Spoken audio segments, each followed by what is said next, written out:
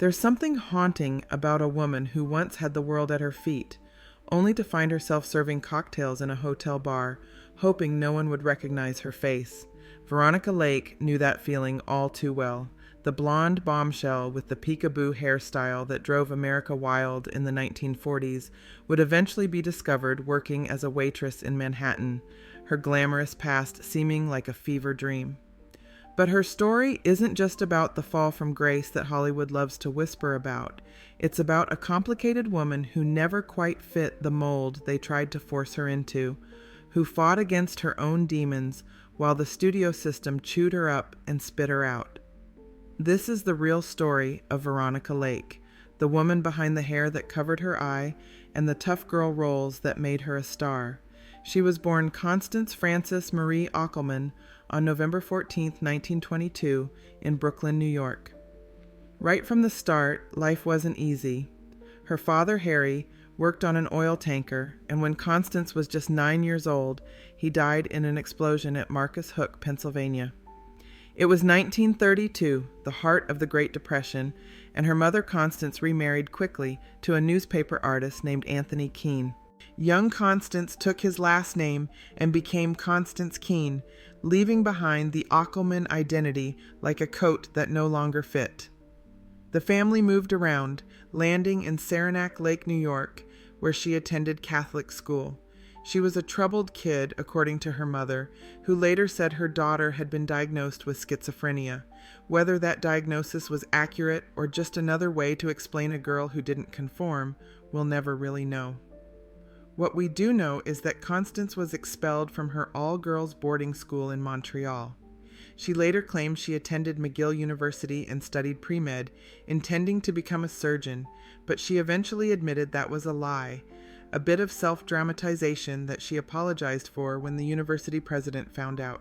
By 1938, the Keene family had moved to Beverly Hills, and that's when everything changed. Constance enrolled in acting classes at the Bliss Hayden School, which was basically MGM's training ground for new talent. She made a friend named Gwen Horn and tagged along when Gwen went to audition at RKO. That casual decision to accompany a friend would alter the trajectory of her entire life. She started getting tiny parts, mostly as an extra, roles so small they were sometimes cut from the final film. Her first appearance was supposed to be in Sorority House in 1939, but her scene didn't make it. Still, she kept going. She appeared in All Women Have Secrets, Dancing Co-ed, and 40 Little Mothers, all forgettable roles, but she was learning, watching, absorbing how this strange world of Hollywood worked. Then came the break that would make her a star.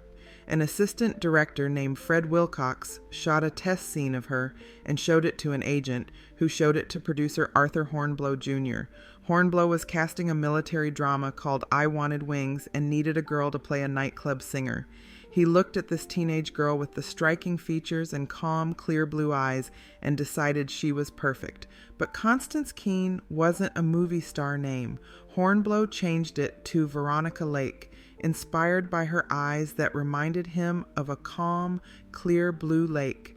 She was barely out of her teens, and suddenly she had a new name and a role that would change everything. During filming, something accidental happened that would define her entire career. Her long blonde hair fell over her right eye during a take. She was playing a drunk, her arm slipped off a table, and her baby-fine hair with its natural break just fell across her face. The director kept it. That peekaboo hairstyle became her trademark, purely by accident, as she later recalled. When I Wanted Wings came out in 1941, Veronica Lake became an overnight sensation. Women across America rushed to copy her hairstyle. She was dubbed the find of 1941 before the film even hit theaters. But Lake herself didn't think it would last. She still talked about going back to medical school, about not wanting to hang on after she'd reached her peak. She didn't see herself as a long-term Hollywood fixture. Maybe that was prescient. Maybe she already sensed that she wasn't built for the game they wanted her to play. Paramount Pictures knew they had something special, and they put her in film after film. She starred opposite Joel McCrea in Preston Sturges's Sullivan's Travels, a role that showcased she could do more than just look beautiful. Then came This Gun for Hire in 1942, a film noir where she was paired with a relatively unknown actor named Alan Ladd. The chemistry between Lake and Ladd was electric. Audiences loved them together. Paramount immediately reteamed them in The Glass Key, and both films were massive hits. She also starred in I Married a Witch with Frederick March after Joel McCrea dropped out, reportedly saying that life was too short for 2 films with Veronica Lake. That should have been a warning sign, because behind the glamorous image, Lake was earning a reputation as difficult, temperamental, someone who didn't play well with others. On Sullivan's Travels, she didn't tell director Preston Sturges that she was 6 months pregnant when filming began. He was so upset that he had to be physically restrained. Her co-stars clashed with her repeatedly. Frederick March made crude remarks about her during pre-production of I Married a Witch, and their relationship on set was icy. Eddie Bracken, who worked with her on multiple films, later said she was known as the bitch and deserved the title. But director Rene Clair had a different take. He said she was a very gifted girl who didn't believe she was gifted. Maybe that was closer to the truth. Maybe Lake was fighting against an industry that wanted to package her as just another blonde bombshell when she knew, deep down, that she was more complicated than that. At the peak of her fame, Lake was earning $4,500 a week, an astronomical sum in the 1940s. She traveled the country selling war bonds after the United States entered World War II. She became a pinup girl for soldiers overseas. But then the government asked her to do something that would ultimately hurt her career. Women working in war factories were copying her peekaboo hairstyle, and their long hair was getting caught in machinery, causing accidents. The government asked Lake to change her signature look to encourage women to adopt safer hairstyles. She agreed.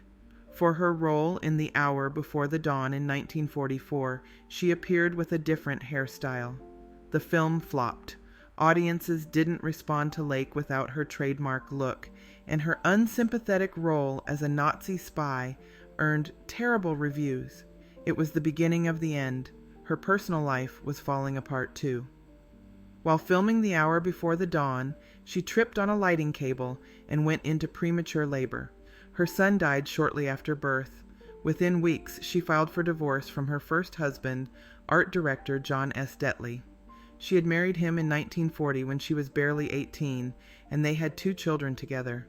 Now one was dead, her marriage was over, and she was drinking more heavily to cope with the pain. She married director André de Toth in 1944, and they had 2 children together, but that relationship was also troubled. Lake's mother even sued her for support payments just days before her daughter's birth. The IRS seized their home for unpaid taxes in 1951. Later that year, Lake and de Toth filed for bankruptcy. She was broke, on the verge of a nervous breakdown, and her career was in free fall. The films she made in the mid to late 1940s were mostly disappointments. Bring on the Girls, Hold That Blonde, Out of This World, none of them captured the magic of her earlier work. She reunited with Alan Ladd for The Blue Dahlia in 1946, and it was a hit, her biggest success in years. Screenwriter Raymond Chandler, however, wasn't impressed, calling her Veronica Lake. She made a few more films, including Ramrod, directed by her husband de Toth, and one final pairing with Ladd in Saigon. But by 1948, Paramount didn't renew her contract.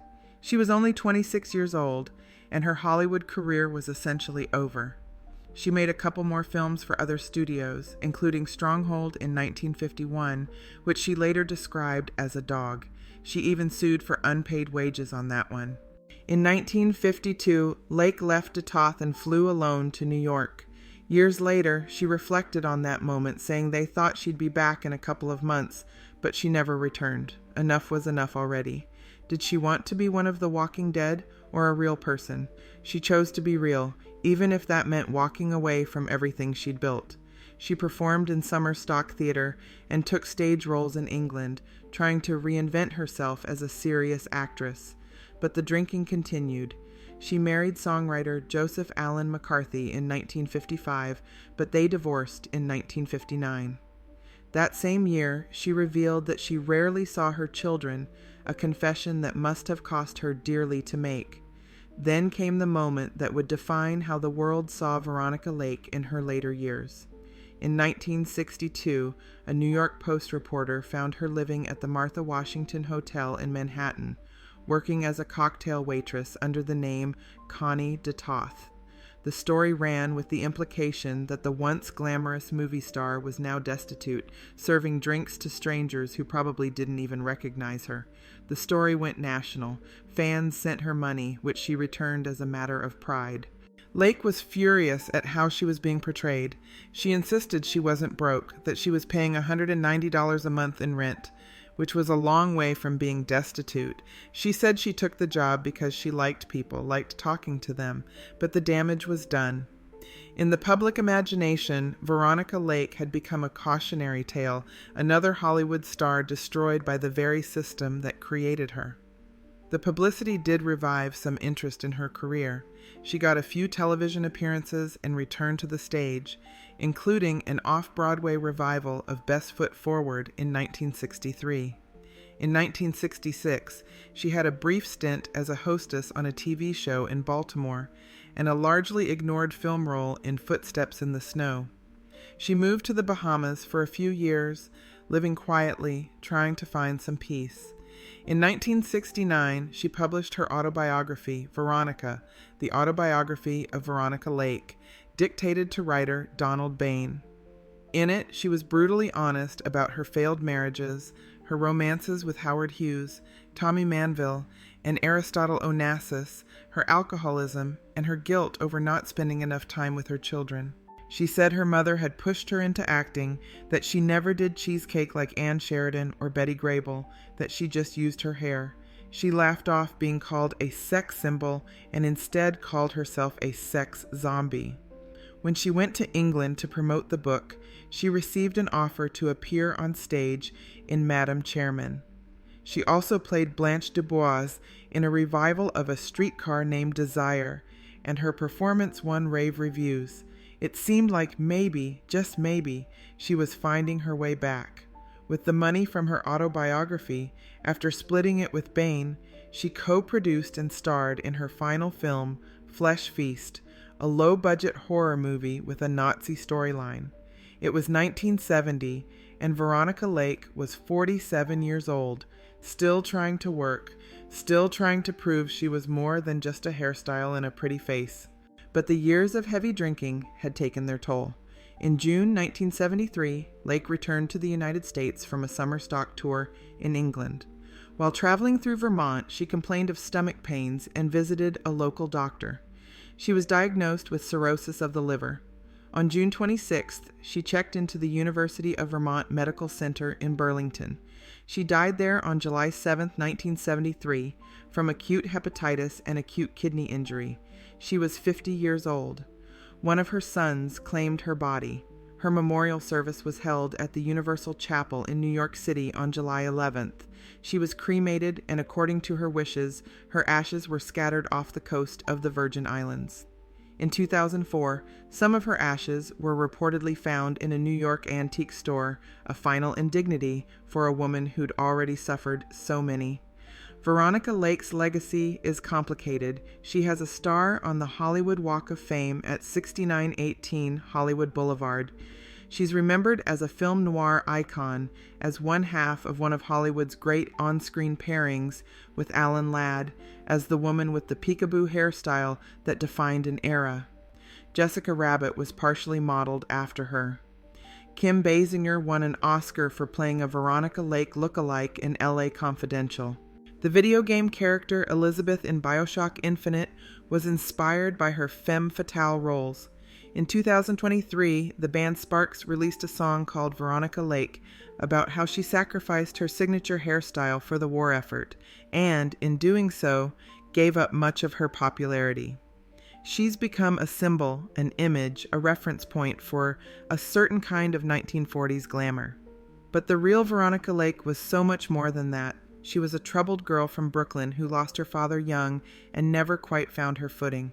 She was a talented actress who was often reduced to her looks.